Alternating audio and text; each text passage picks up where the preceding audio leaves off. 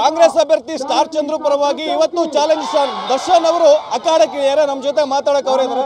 Sir, ಮೊದಲನೇದಾಗಿ star ಅಭ್ಯರ್ಥಿ ಕೈ ಅಭ್ಯರ್ಥಿ ಸ್ಟಾರ್ ಚಂದ್ರು ಪರವಾಗಿ ಮತಯಾಚನೆ ಮಾಡ್ತೀವಿ. ಮೊದಲನೇದಾಗಿ ಏನು ಹೇಳಕ್ಕೆ ಇಷ್ಟಪಡ್ತೀರಿ ಸರ್? ಏನಿಲ್ಲ ಸರ್, ನಂಗೆ ಹಳೆ ಸ್ನೇಹಿತರು ಅವರು, ಉದಯಗೌಡರ ಕಡೆಯಿಂದ ಅವರು ತುಂಬಾ ಹಳೆ ಸ್ನೇಹಿತರು.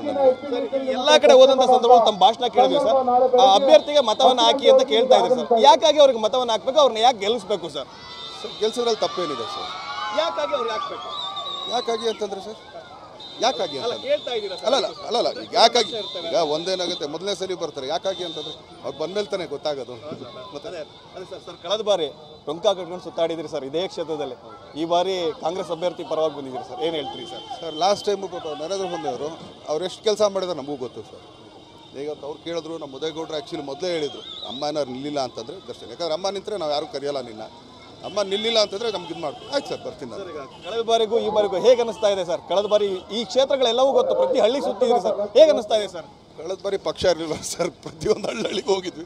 ಈಗ ಆ್ಯಕ್ಚುಲಿ ಗೊತ್ತಿದೆ, ಬಟ್ ಮಿಕ್ಕಿದರೆಲ್ಲ ಕಾರ್ಯಕರ್ತರು ಮಾಡ್ಕೊಂಡಿರ್ತಾರೆ. ನಮಗೆ ಒಂದು main road sir. Yogesh makeup ಮಾಡಿ ತಿಂಗಳಿಗೆ 2 ಲಕ್ಷದವರೆಗೆ ಸಂಪಾದಿಸ್ತಾರೆ. ನೀವು ಕೂಡ ಅವರಿಂದ ಕಲಿಬೇಕಾ?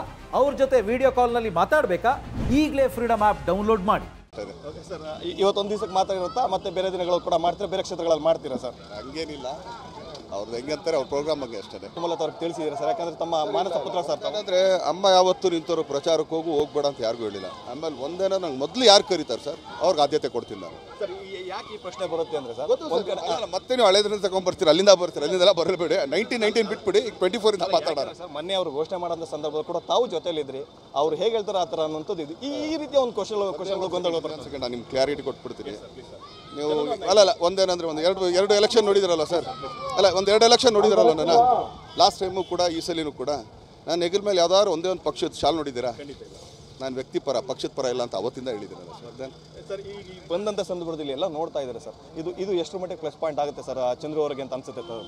ಪ್ಲಸ್ಸು ಮೈನಸ್ ಹೇಳಕ್ಕೆ ನಾನು ಕೂತ್ಕೊಂಡ್ಬಿಟ್ರೆ ಸರ್, ಕ್ಲೀನಾಗಿ ಒಂದು ಅಂಗಡಿ ಓಪನ್ ಮಾಡಿ ಭವಿಷ್ಯ ನೋಡ್ಕೊಂಡು ಕೂತಿದ್ರೆ ಎಷ್ಟು ದುಡ್ಡು ಮಾಡ್ಬೋದು ಹೇಳ್ರಿ? ಯಾಕಂದ್ರೆ ಟ್ಯಾಕ್ಸ್ ಇಲ್ದಿರೋ ದುಡ್ಡಲ್ಲ ಅದು. ಹೋದ ಸರಿ ತಾವು ಬಂದಿದ್ದಕ್ಕೆ ಸುಮಲತಾ ಅವ್ರಿಗೆ ಬಲ ಬಂತು, ಗೆಲುವಾಯಿತು, ಗೆದ್ದೇ ಗೆಲ್ತಾರೆ ಅನ್ನೋ ಒಂದು ವಿಶ್ವಾಸ ಇತ್ತು ಸರ್. ಹಾಗಾಗಿ ಆ ಸಲಿದೆಲ್ಲ ಬಿಟ್ಬಿಡ. ಹೋದ ವರ್ಷ ನಡೆದಿದೆ, ಜನಗಳು ನೆನಪಿರಲ್ಲ. ಇವತ್ತೊಂದು ಏನು ಟ್ರೆಂಡ್ ನಡೀತದೆ ಅಷ್ಟೇ ಸರ್. ಇವತ್ತಷ್ಟೇ ಇರುತ್ತೆ ಸರ್, ಮತ್ತೆ ಬೇರೆ ಯಾರು ಅಭ್ಯರ್ಥಿಗಳ ಪರವಾಗಿ ಕರೆದಿಯಾರ ಅಥವಾ ಹೇಗೆ ಸರ್? ಹೇಳ್ತೀನಿ ಸರ್, ಮುಂದಿನ ತಿಂಗಳಲ್ಲಿ ಹೇಳ್ತೀನಿ. ಇನ್ನೇನಿನ್ನೊಂದು 6 ದಿನ ಇದೆ ಅಷ್ಟೇ. ಅಲ್ಲ ಏನಾದ್ರು ಹೋಗ್ತೀರಾ ಸರ್ ಅಥವಾ ಹೇಗೆ? ಅಲ್ಲ, ಮಂಡ್ಯ ಕ್ಷೇತ್ರದಲ್ಲಿ ಮುಂದುವರಿಯುತ್ತೆ ಸರ್ ಇದು? ಹೇಳ್ತೀನಿ. ಇವತ್ತು ಮುಗಿಸೋಣ ಸರ್, ನೋಡೋಣ. ಭಗವಂತ ಆಕ್ಚುಲಿ ತಟ್ಬಿಟ್ಟು ಬೆಳಗ್ಗೆ ಸರ್ ನೋಡ್ಕೊಳ್ಳೋಣ. Thank you. ಇದಿಷ್ಟು ಕೂಡ ನಟ ದರ್ಶನ್ ಅವರ ಮಾತುಗಳು. ಕ್ಯಾಮ್ರಾ ಪರ್ಸನ್ ಗುರುರಾಜ್ ಜೊತೆ ಪ್ರಶಾಂತ್, TV9 ಮಂಡ್ಯ.